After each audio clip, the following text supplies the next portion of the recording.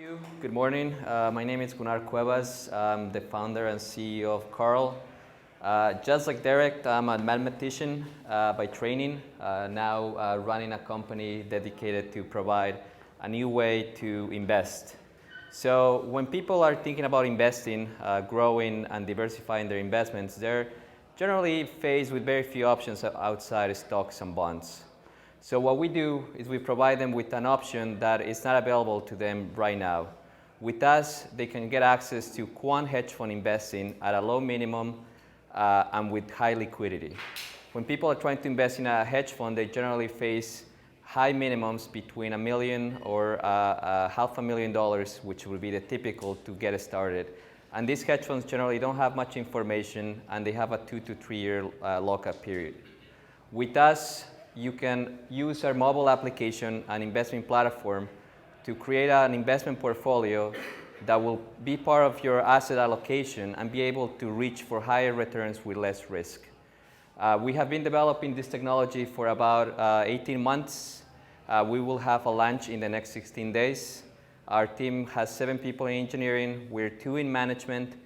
And we have right now a seed round that we're currently closing. That's the elevator pitch for me. Thank you.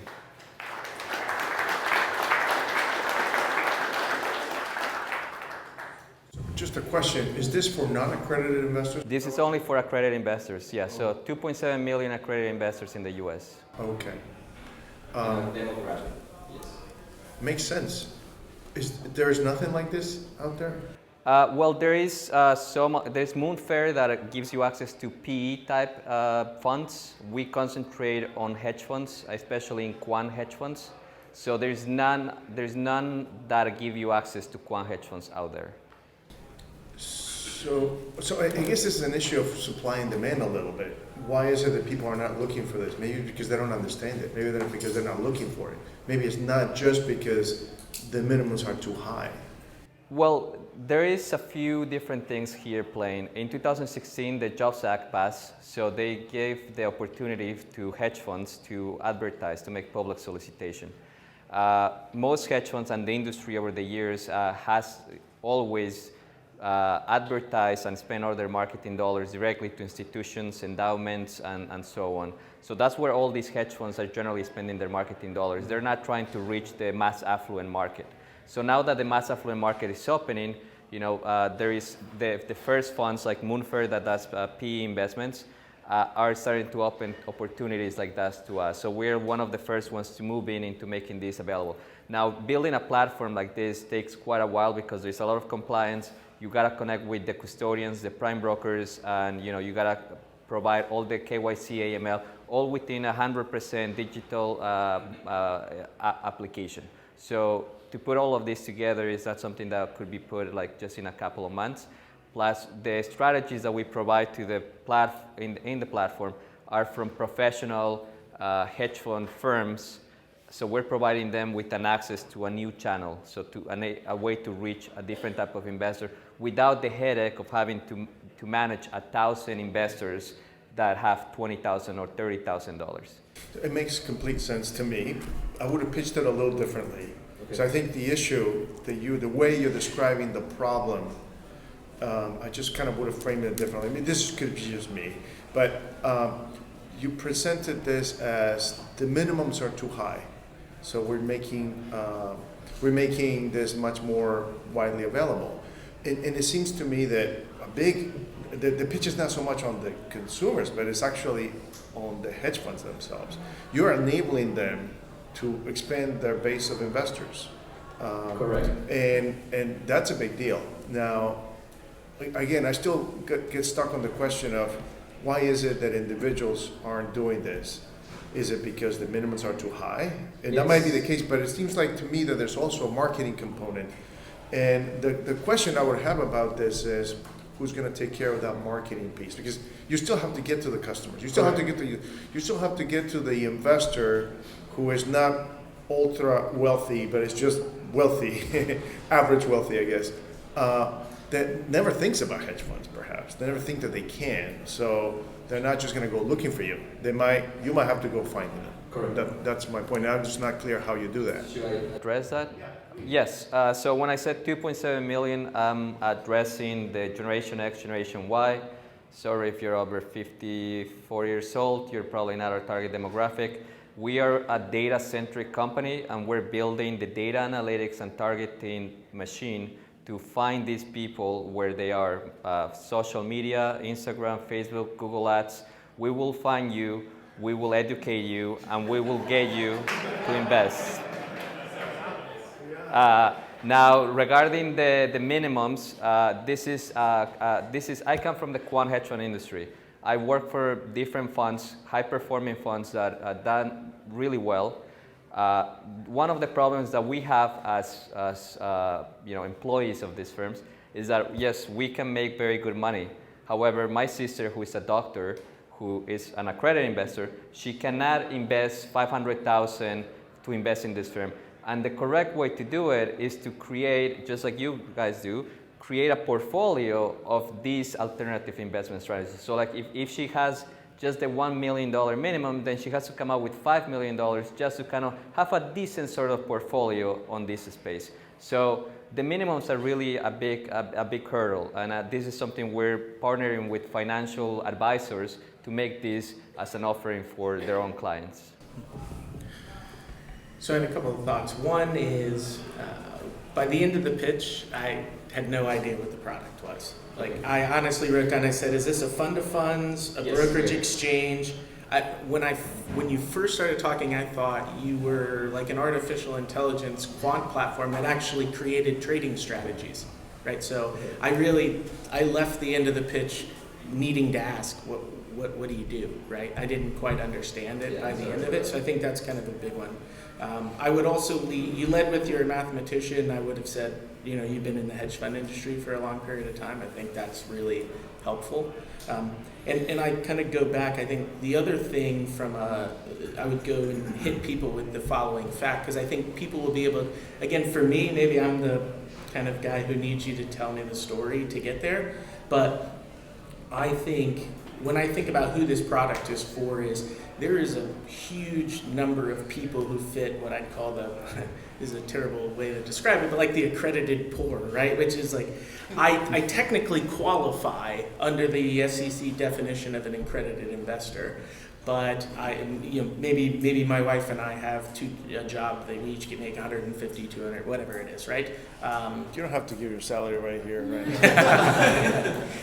My point is, but the strategies, regardless of whether I qualify for them under SEC rules, are still generally unattainable, right? And so I think I would love to know, I think it'd be a great fact that says, hey, there's 20 million American families out there that technically qualify as accredited investors that don't have the liquid assets to properly diversify in private investments. Right. So I think just give me that sense of households that kind of fit within that area. Yes.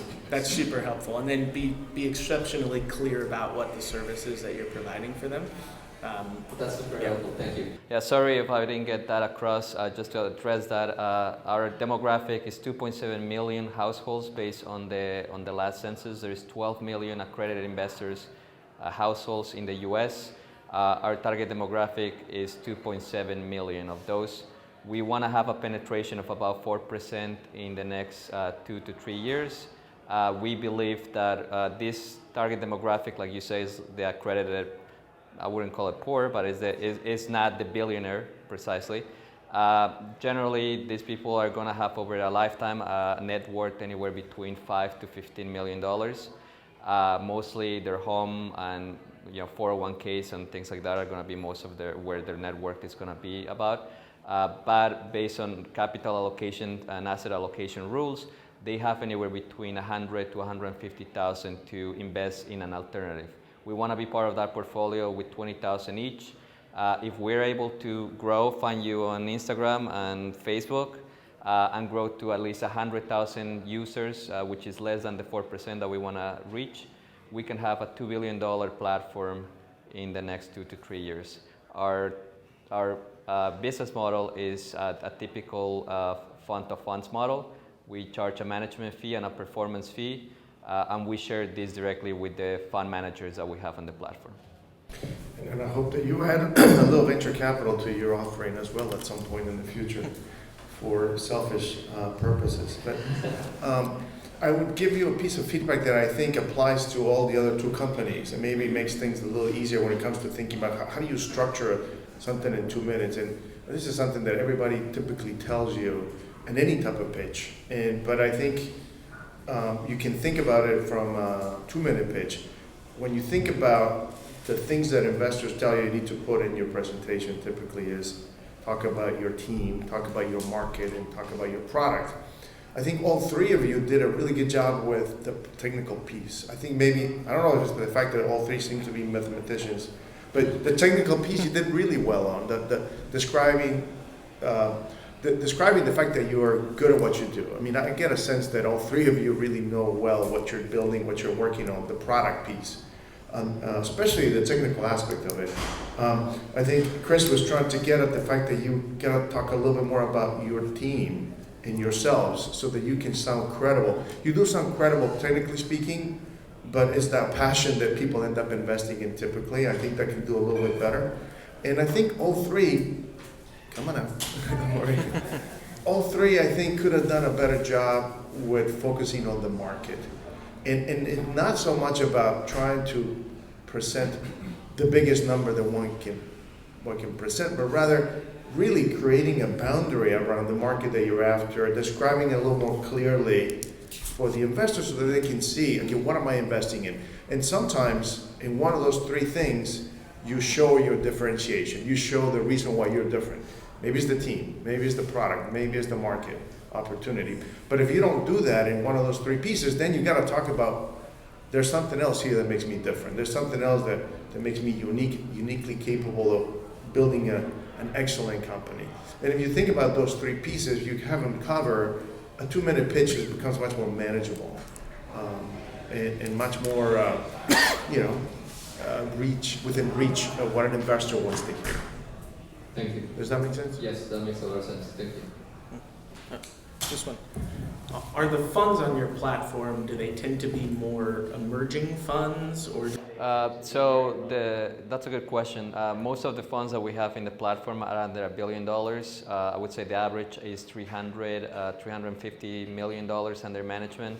So they're all considered under the today's standards emerging quant managers. So I think that's a good point too. If you think about yourself as almost this dual-sided marketplace, you say we're sort of bridging the gap between maybe I'll tone it down and call it the accredited middle class, right?